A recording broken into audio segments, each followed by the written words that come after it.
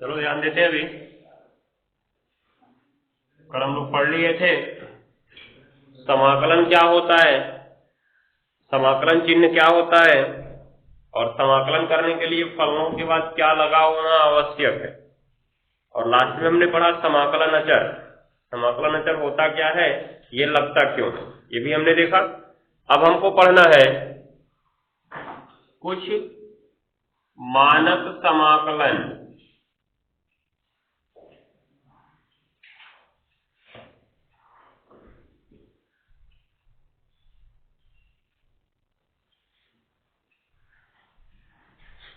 कुछ मानक समाकलन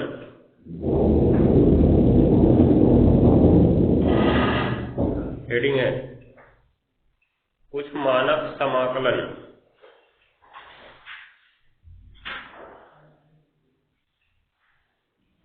हो गया ना। अब देखो यहां समाकलन में एक और चीज ध्यान में रखने वाली है, क्योंकि अवकलन करते समय हम जिसकी मर्जी चाहे उसका अवकलन कर दे रहे थे। जैसे हमारे पास अगर ये था साइन एक्स स्क्वायर प्लस 5, तो इसका अवकलन करने के लिए हम क्या कर रहे थे, एक्स स्क्वायर प्लस 5 को मानक मान ले रहे थे, फिर इसका साइन एक्स हो जा रहा था, साइन एक्स का कॉस एक्स, फिर इसका अवकलन कर दे रहे थे। हो रहा था ना। तो समाकलन में ऐसा कुछ नहीं होगा। इस समाकलन दिखा तो इसको मानक मान के इसका समाकलन कर लो, उसके बाद बाकी फिर उसका समाकलन कर दो। समाकलन में ऐसा नहीं होगा, याद रखे रहना। मतलब ये अवकलन की तरह नहीं है कि जिसका चाहो मानक मान के तुम अवकलन करते जाओ या जिसका चाहो मानक मान के समाकलन करते जाओ। अवकलन की तरह ये नहीं बनेगा। याद रखे रहना कि मान लिए उसके बाद फिर उसका अवकलन कर दिए। समाकलन में तो पता चला फिर सोच लो कि इसका मान लेंगे फिर उसका समाकलन कर देंगे, वही दिमाग मत सोचे रहना। यहां पर तुम्हारा सवाल किसी भी तरह से हल तभी होगा जब वो मानक सूत्र में बदलेगा। समझ गए ना। समाकलन तुम तभी कर सकते हो जब तुम सवाल को मानक सूत्र में बदल लेते हो। अगर सवाल को तुम मानक सूत्र में नहीं बदल पा रहे हो तो सवाल वो हल नहीं हो सकता है, ये ध्यान में रखे रहना। इसीलिए हम यहाँ पे पढ़ रहे हैं कुछ मानक समाकलन। ये जो मानक समाकलन पढ़ेंगे आगे के अभ्यास के सारे सवाल इन्हीं मानक सूत्रों पे लगेंगे। जब तक मानक सूत्र हमको नहीं बदल पाएंगे, जैसे ये साइन एक्स स्क्वायर प्लस 5 है, साइन के आगे तुमने किसका अवकलन पढ़ रखा है, साइन एक्स का अवकलन तुमने पढ़ रखा है ना। तो जब तक यहाँ पे एक्स नहीं आएगा तब तक तुम इसका समाकलन नहीं कर सकते हो। अब कहोगे एक्स आएगा कैसे, एक्स आने की कोई संभावना भी है नहीं। तो उसके लिए सवाल में कुछ चीजें दी गई होंगी, जैसे सामने ऐसे 2x लिखा होगा और इधर बाद में तो dx लिखा ही रहता है। समझ गए। तो ये एक शर्त हो गई हमारे पास, इसको यहाँ पे खत्म करने की। कैसे खत्म करेंगे अभी आगे हम पढ़ते जाएंगे, यहाँ पे टाइम खराब करने में मतलब नहीं है। बस यही हम समझाना चाहते हैं कि जिसका मर्जी उसका समाकलन मत कर देना मानक मान के अवकलन की तरह, नहीं तो सवाल तुरंत गलत होगा। ठीक है ना। याद रखे रहना, ये अवकलन नहीं है कि मानक माने और समाकलन कर दिए, बाद में जिसको मानक माने उसका भी समाकलन कर दिए, ऐसा यहाँ पे नहीं कर सकते हो। सवाल को जब तक सूत्र में नहीं बदलोगे तब तक समाकलन नहीं होगा, अर्थात जब तक इसको तुम साइन एक्स में या साइन टी में नहीं बदलोगे तब तक इसका समाकलन नहीं होगा। एक और चीज, ये साइन एक्स डी वाई का कोई मतलब नहीं है, साइन एक्स डी वाई का कोई मतलब नहीं है। ऐसा नहीं है जैसे अवकलन में हमने किया था ना कि y के सापेक्ष अगर x का करते थे तो सूत्र की तरह समाकलन करके बाद में dy dx लिख देते थे।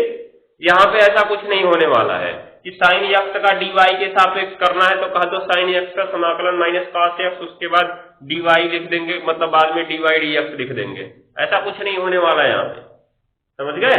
ये साइन एक्स डी वाई का कोई मतलब ही नहीं निकलेगा।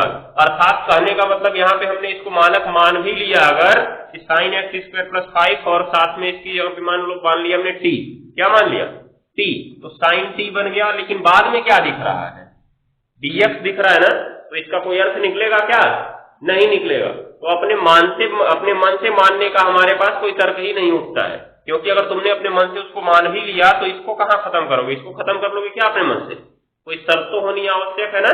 तो ध्यान दिए रहना, यहाँ पे मानक मानते समय थोड़ा सा सतर्क रहना है कि मानक मानने के बाद जोश में आके तुरंत मत समाकलन कर देना, कि जैसे अवकलन में मानक मान लिए, नीचे अंडरलाइन करके मानक लिख दिए और सूत्र की तरह कर दिए अवकलन, तो वैसा इसके साथ मत करना, समझ गए।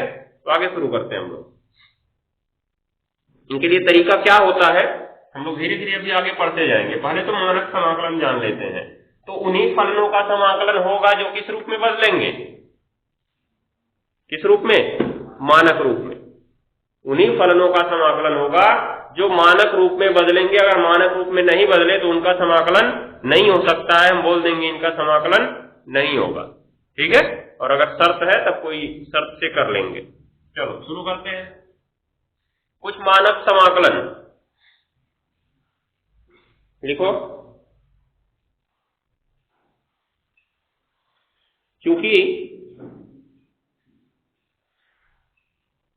समाकलन अवकलन का ठीक उल्टा है, ये हर जगह पे यही शुरू हो रहा है, लगभग हर हेडिंग में यही शुरुआत हुई है।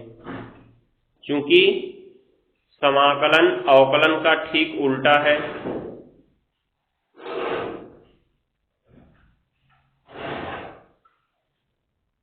क्योंकि है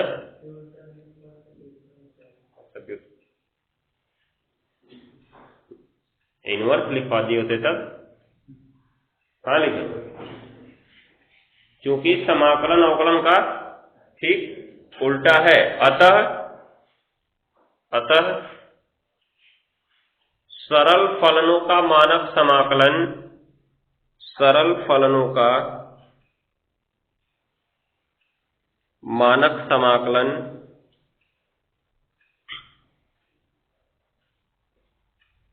सरल फलनों का मानक समाकलन उनके अवकल गुणांक से ही ज्ञात करते हैं।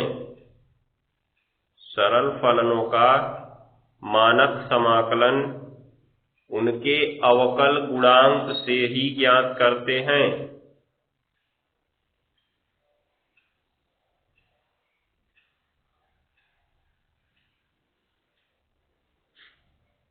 हो गया?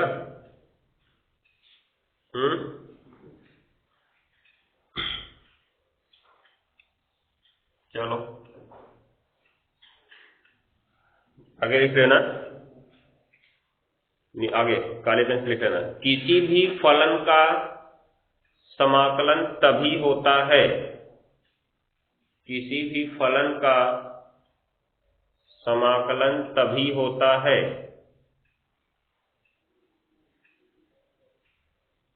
किसी भी फलन का समाकलन तभी होता है जब किसी भी फलन का समाकलन तभी होता है, हो गया, जब वह मानक सूत्र में हो, जब वह मानक सूत्र में हो अथवा मानक सूत्र में परिवर्तित हो जाए, अथवा मानक सूत्र में परिवर्तित हो जाए, या तो सीधा सीधा मानक सूत्र हो या तो मानक सूत्र में बदल जाए, किसी भी विधि के द्वारा मानक सूत्र में हो अथवा मानक सूत्र में बदल जाए। हो गया ना? चलो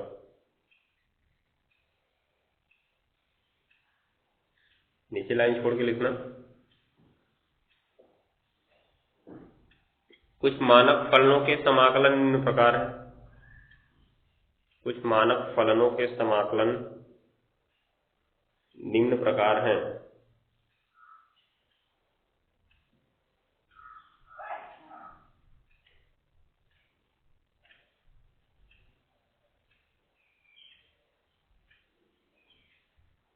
हो गया ना?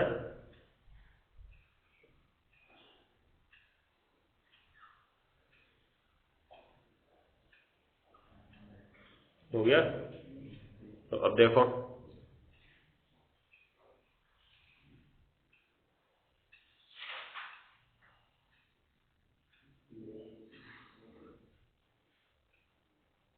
पहला नंबर, तुम लोग अवकलन याद किए रहो, हम समाकलन लिखते चलते हैं।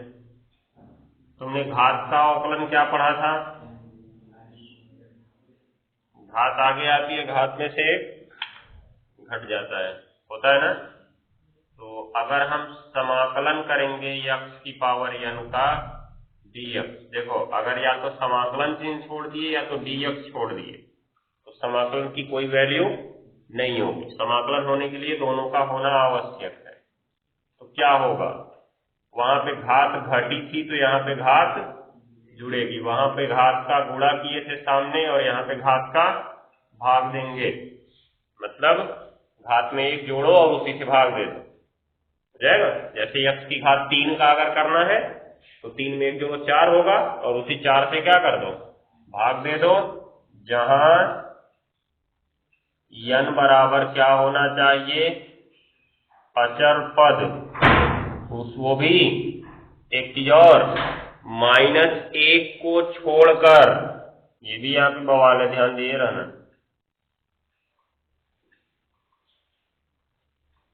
-1 को छोड़कर, क्यों जी? क्योंकि x की घात -1 और +1 कट जाएगा ना, तो x की घात 0 ऊपर 1 हो गया और नीचे कट के 0 हो गया, हर शून्य हो गया तो मान इनफाइनाइट हो जाएगा, जबकि इनफाइनाइट नहीं होना चाहिए। ठीक। दूसरा नंबर, अब दिमाग में प्रश्न उठना चाहिए कि उसका कैसे होगा। ये भी तो सवाल उठना चाहिए। चलो उठाते रहो, तब तक देखते हैं, उठा ही नहीं होगा तुम लोग के दिमाग में। दूसरा किसका किए थे जी? दूसरा किसी और का किए थे?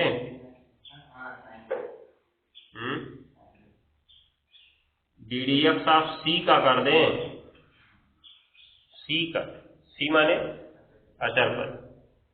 तो अचर पद का वहां अवकलन क्या हुआ था, शून्य हुआ था ना, तो यहाँ पे समाकलन शून्य नहीं होगा, c होगा और उसके साथ क्या लग जाएगा, x लग जाएगा, जिसके सापेक्ष करते हैं, ये याद रखे रहना। नहीं, प्लस c नहीं लगाएंगे यहाँ पे, क्योंकि यहाँ हमको फलन पता है कि x की पावर n, समझ गए। लगाएंगे हम, सवाल के बाद लगाएंगे, यहाँ लगाने को मतलब नहीं है प्लस c। जब तुम अपना सवाल लगाना शुरू करना, वहां पे उत्तर हमने वहां पे सीधे लिखवाया है कि जब हम फलन का समाकलन करके उत्तर प्राप्त कर लेते हैं तब c लगा देते हैं। अब पता चला कि यहाँ भी c लगाए, यहाँ भी c लगाए, अब तुम लोग प्लस c रट लोगे समाकलन इसका, कि घात का समाकलन क्या होता है, x की power n + 1 upon n + 1 plus c, तो प्लस c लिख दिए। उसके बाद साइन x आ गया, साइन x रट लिए -cos x प्लस c, सब में प्लस सी करते गए, पता चला उसके बाहर माइनस था, इसके बाहर प्लस था, प्लस माइनस सी कट गया, बेचारा सी मिल गई नहीं किया अंतिम में तुम्हें। ठीक है ना, ये भी नया बवाल खड़ा हो जाएगा। इसलिए पहले सी नहीं देखते हम, पहले सी नहीं लगाएंगे, अंत में एक ही बार हमको सी लगाना है, जिससे सी दिखता रहे। नहीं तो बार बार लगाए बेचारा कट जाएगा तो पता ही नहीं चलेगा। जहां सी क्या है जी, अचर है, तो किसी भी अचर पद का समाकलन करते समय उसके सामने x लगा देना या y लगा देना, अर्थात जिसके सापेक्ष करना वही लगा देना, हो जाएगा। अब क्या करना है, देखो इधर तीसरा नंबर किसका था जी,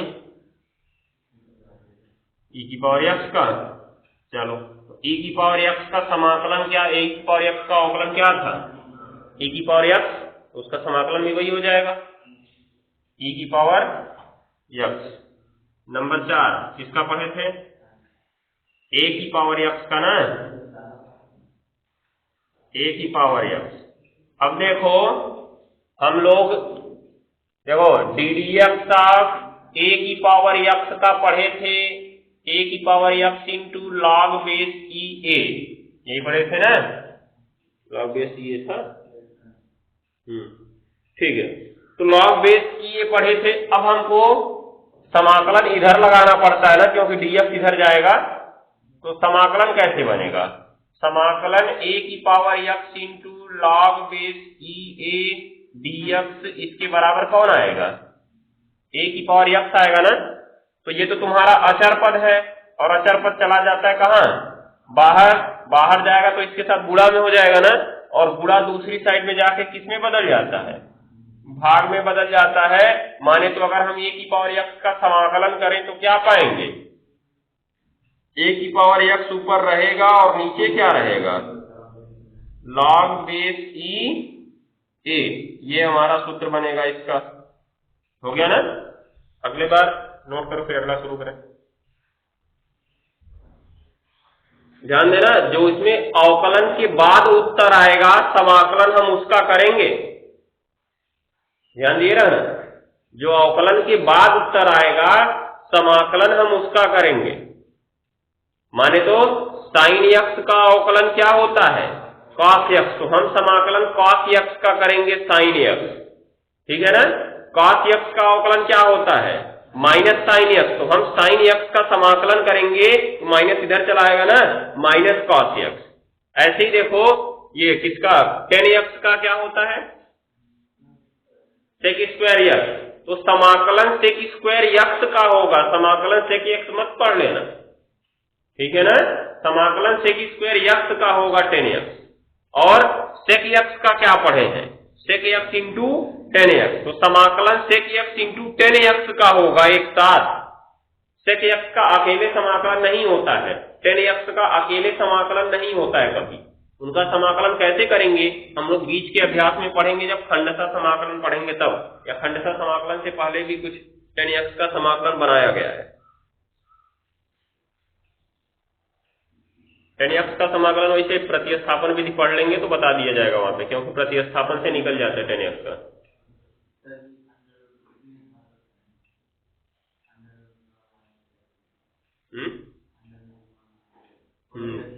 तो नहीं हो पाएगा, मानक मान के नहीं कर सकते इसको, तो उसके लिए कोई तरीका हमारे पास होना चाहिए। मतलब जैसे सर उसमें बताया ना सामने 2x लगा, वैसा कुछ लगा होना चाहिए। हो गया?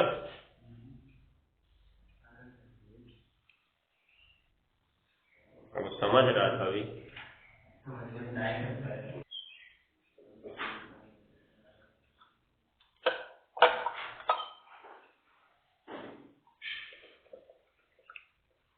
अब आगे क्या पढ़े थे, किसका अवकलन, log x। तो अब देखो इधर हम अवकलन लिखते हैं, उधर समाकलन लिखते हैं, तब समझ में आएगा सही से। पहले समाकलन ही शुरू कर दिए। ddx ऑफ log x, इसको क्या पढ़ा था हमने, 1/x। तो ध्यान देना समाकलन इसका होगा, अर्थात समाकलन 1/x dx का होगा क्या, log x। 1/x का मतलब समझते हो, x की घात कितना, -1, इसीलिए वहां छोड़ा गया था -1। समझ गए? मतलब जो समाकलन घात में हमने कहा था ना x की घात -1 का नहीं हो सकता है, क्यों नहीं हो सकता है, क्योंकि उसका 1/x होगा, और 1/x का कितना होता है, log x होता है। हो जाएगा ना? उसके बाद अब क्या पढ़े थे, साइन x का पढ़े थे, ddx ऑफ साइन x। तो साइन x का क्या पढ़े थे जी, तो समाकलन हम पढ़ेंगे cos x का। क्या पढ़ेंगे, cos x का क्या होगा, साइन x। ddx ऑफ किसका पढ़े थे, cos x का ना, क्या पढ़े थे, माइनस साइन x पढ़े थे ना।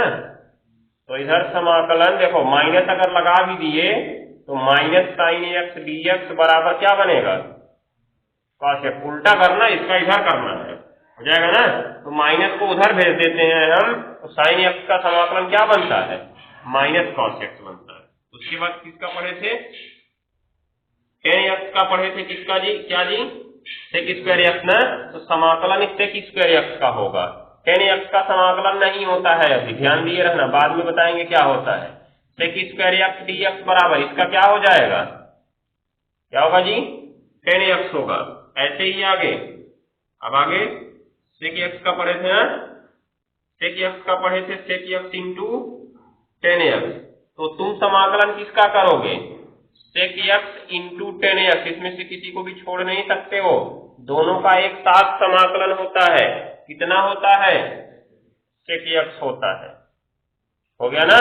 मतलब अवकलन याद किए रहना है, जो अवकलन होता है उसी का उल्टा समाकलन होता है इधर। हो जाएगा ना? तो नोट करो फटाक से, तब आगे बढ़े। नंबरिंग करके नोट करना, यही सब नोट करना है तुम्हें। जो किसी का अवकलन होगा समाकलन उसी का होता है, ठीक है ना। इसीलिए समाकलन इन सबका हो रहा है जो इधर है, और क्या हो रहा है जो इधर है। ठीक, नोट करो जल्दी।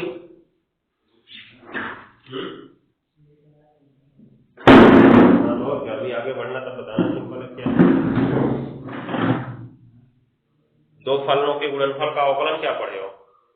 दो फलनों के गुणनफल का अवकलन,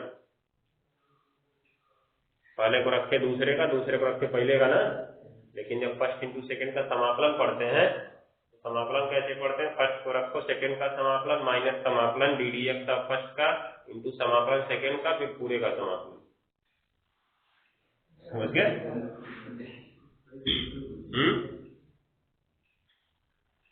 अब उसके बाद अभी आंशिक भिन्न तोड़ना होगा। पहले 2 पेज में आंशिक भिन्न तोड़ते हैं, फिर 1 पेज में उसका समाकलन करते हैं।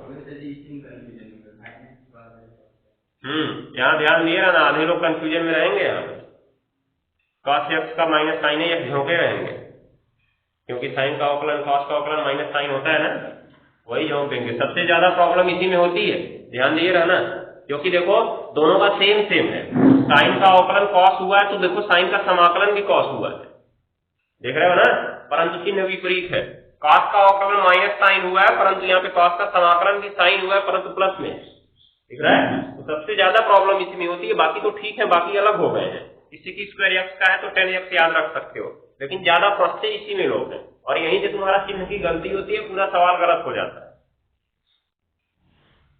इसलिए एग्जाम में तुमको फंसाने के लिए संभवतः साइन और कॉस वाले सवाल अवश्य होंगे, अगर समाकलन देगा तो।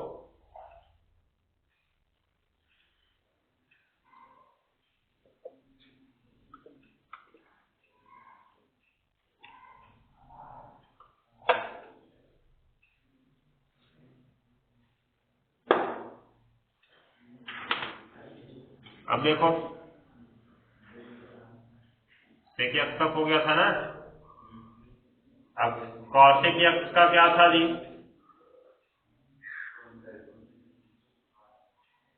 माइनस कॉट स्क्वायर एक्स ना,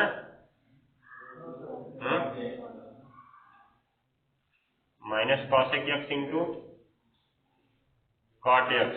समाकलन इसी का होगा, समाकलन cosec x into cot x का होगा डीएक्स। डीएक्स नहीं लिखे थे क्या किसी में जी? देख लेना, सब में डीएक्स लिख लेना, बराबर इसका हो जाएगा माइनस कॉसेक एक्स। हो गया।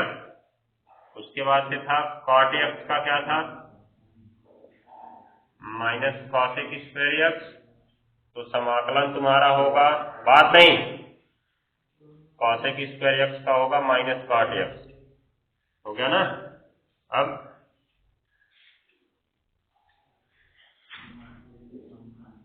इनवर्स पे आते हैं। साइन इनवर्स एक्स का था 1/√1 माइनस एक्स स्क्वायर। तो अब यहाँ ध्यान देने वाली बात है, साइन इनवर्स एक्स का समाकलन नहीं होता है, ठीक है ना। समाकलन किसका होगा? 1/√1 माइनस एक्स स्क्वायर। अर्थात अगर हमारे पास ये है तभी हम इसका समाकलन लिख सकते हैं, क्या? Sine inverse x. हो गया ना। ऐसे ही तुम्हारा कॉस वाले का होता है ना, -1/1 माइनस एक्स स्क्वायर। तो यहाँ भी देखो 1/1 माइनस एक्स स्क्वायर ही होगा, परंतु माइनस में कॉस इनवर्स एक्स हो जाएगा, है? माइनस ही दोनों का होता है, बस इन्हीं चिन्ह विपरीत होता है, चेक कर लेना। अब देखो दोनों एक ही हैं, दिख रहा है। दोनों को अलग अलग याद करने की जरूरत नहीं है, एक ही तुम याद करो, तुम्हारा काम हो जाएगा। दिखाई दिया? चाहे साइन इनवर्स एक्स याद करो, चाहे माइनस कॉस इनवर्स एक्स याद करो, सवाल में जैसी जरूरत है लिख सकते हो तुम। उसके बाद टेन इनवर्स एक्स का क्या होता है? 1/1 प्लस एक्स स्क्वायर। तो समाकलन 1/1 प्लस एक्स स्क्वायर बराबर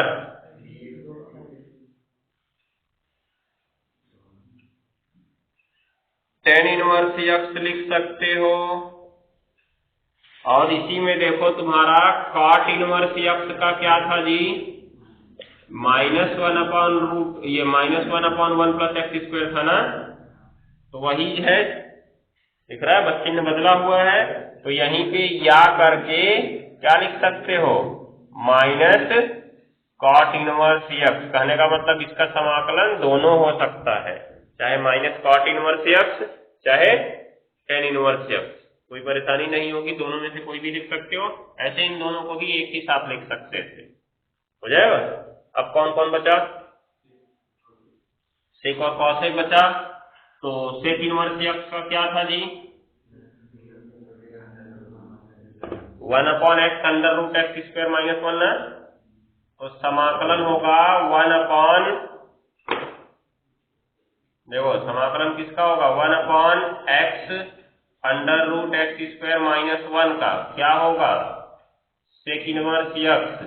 और यहीं पे देखो जब वो माइनस लगा था तो कॉसेक का हो गया था ना, तो या करके यहाँ पे लिख सकते हो माइनस कॉसेक इनवर्स एक्स, हो गया ना, ये हो सकता है दोनों, नोट कर लो। तो 2 2 4 2 6 का मान के चलो 3 ही बन गया, इसको मिटा ही दो, यहाँ पर भी लिख लो या ब्रैकेट में क्या माइनस कॉस इनवर्स एक्स। तो यही हमारे मानक समाकलन है। और लास्ट में एक तो लिख लेना, समाकलन 1 का dx क्या होगा जी, 1 का समाकलन c का समाकलन cx हुआ था, तो 1 का समाकलन 1x होगा ना, ध्यान दिए रहना, नोट कर लो।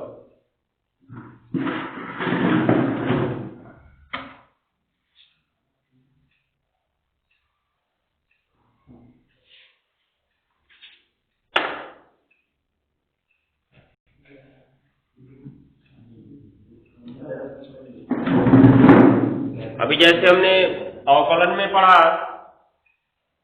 कि जब मानक अवकलन पढ़ रहे थे तो हमने पढ़ना शुरू किया कि फलनों के योगफल का अवकलन कैसे करें, फलनों के अंतर का अवकलन कैसे करें, फलनों के गुणनफल का अवकलन कैसे करें, फलनों के भागफल का अवकलन कैसे करें। वहां सारे तरीके साधारण थे, जैसे हमने क्या किया, तुरंत ही हमने योगफल वाला भी पढ़ लिया, अंतर वाला भी पढ़ लिया, और गुणनफल वाला भी पढ़ लिया, और भागफल वाला भी पढ़ लिया। तो यहाँ पे भागफल का अवकलन करने जैसी कोई विधि ही नहीं है, याद रखे रहना। गुणनफल का अवकलन करने की विधि है, लेकिन उसे हर समय लागू नहीं कर सकते हो।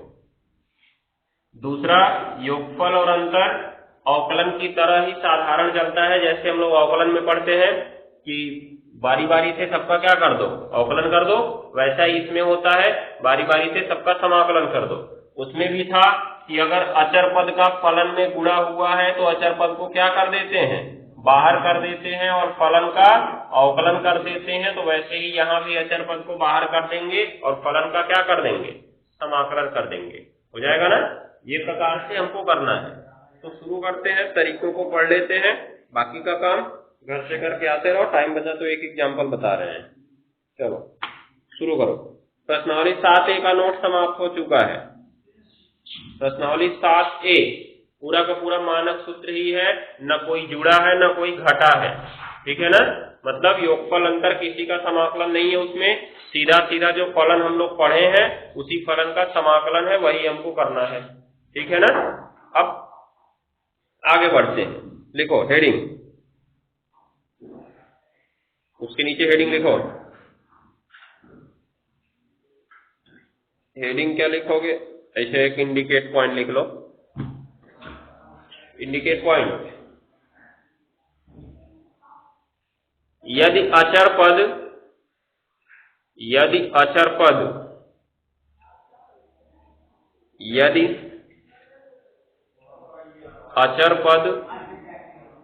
और फलन के गुणनफल का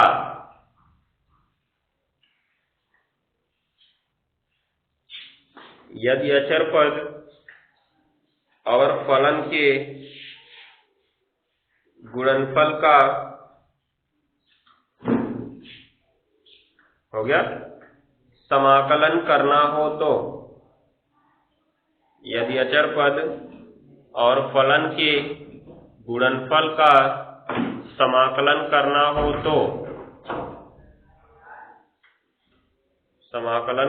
हो तो अचर पद को बाहर कर देते हैं,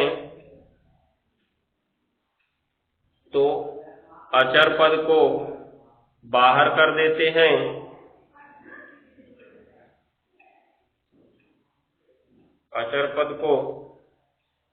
कर देते हैं और फलन का समाकलन कर देते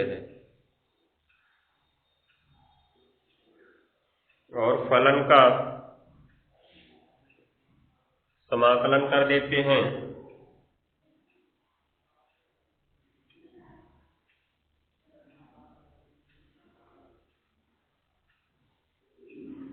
जैसे देखो, अगर समाकलन करना हो, मान लो ये फलन है कि इसमें fx का मल्टीप्लाई है और dx दिया हुआ है, तो k अचर पद है, k को बाहर कर दो और समाकलन केवल किसका कर दो, fx का dx के सापेक्ष। नोट कर लो इस सूत्र को। तो एग्जाम्पल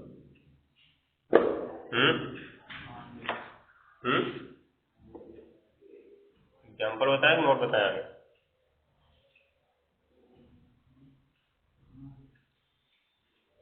जैसे इधर देख सकते हो, समाकलन 5x⁴ का dx अगर करना है तो 5 को बाहर कर दो और समाकलन किसका कर दो, x⁴ का dx कर दो, उसकी घात में 1 जुड़ जाएगा और उसी से क्या कर देंगे, भाग दे देंगे, तो क्या हो जाएगा जी, तो 5 गुणा x⁴ और बटे कितना 5, देखो 5 से 5 कट गया, dx खत्म। समाकलन करने के बाद खाली क्या बचेगा, x⁴ और प्लस क्या, c।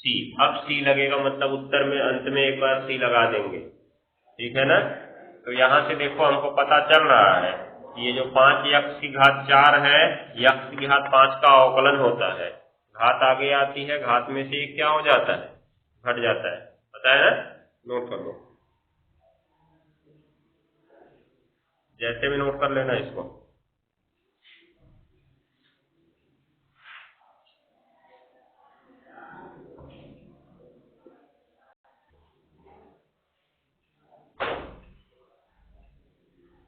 नीचे इंडिकेट पॉइंट लिखो।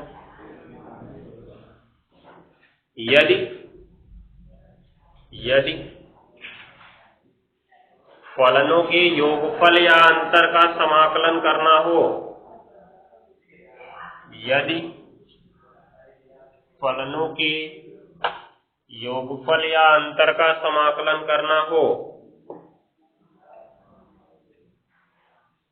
योगफल या अंतर का समाकलन करना हो,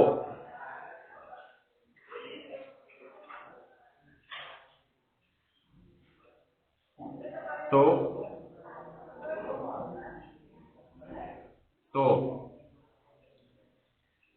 सभी फलनों पर अलग अलग ddx लगाकर समाकलन कर देते हैं। तो सभी फलनों पर अलग अलग ddx लगाकर समाकलन कर देते हैं। जैसे देखो इस तरह से दिया है, सामने समाकलन चिन्ह लगा है और तीनों फलन जुड़े हुए हैं, ठीक है। इनका समाकलन करना है तो हम क्या करेंगे, एक बारी समाकलन fx का dx लिख देंगे, प्लस एक बारी समाकलन gx का dx लिख देंगे, माइनस एक बारी समाकलन hx का dx लिख देंगे। हो गया ना, ठीक है। तो इस तरह से करना है, जैसे अवकलन में हम लोग करते थे ना, सभी के साथ ddx लगाते थे, वही काम यहाँ पे करना है। नोट कर सकते हो, एग्जाम्पल जैसे देख सकते हो। देखो मान लो समाकलन करना है, समाकलन ये x² plus sine x minus 1/x dx। तो इसका क्या करेंगे, पहले एक बारी एक्स स्क्वायर का dx प्लस एक बारी साइन एक्स का dx और माइनस एक बारी 1/x का dx। सबका जानते हो, इसके में घात जुड़ती है, फिर उसी से भाग देते हैं और प्लस साइन एक्स का समाकलन क्या, माइनस कॉस एक्स, पता था वही बोलोगे, माइनस लॉग एक्स। तो x³ minus cos x minus log x और प्लस क्या, c। हो गया ना, ये प्रकार से हो जाएगा। अब कर सकते हो। 7B का भी नोट समाप्त हो चुका है। यहाँ पे ध्यान देना, अपने मन से समाकलन मत झोंके जाना, सूत्र हर जगह पे लगेगा। त्रिकोणमिति सूत्र लग सकता है, प्रतिलोम त्रिकोणमिति सूत्र लग सकता है, बीजगणितीय सूत्र लग सकता है, लेकिन सूत्र लगाने के बाद पहले उनको मानक सूत्र में अवश्य बदलना। मानक सूत्र कितने लिखवाए जा चुके हैं, 15-16 हुआ है ना। तो 15 सूत्रों में से वही तुम्हारा काम होगा। जो सवाल इन 15 सूत्रों में बदल गया उसी का समाकलन होगा, नहीं बदला तो नहीं होगा, याद रखते रहना। इसलिए कोई ना कोई तरीका लगा के उसे 15 सूत्र में अवश्य बदलना है, तभी उसका समाकलन हो पाएगा। बाकी की चीजें अब हम लोग कल करेंगे।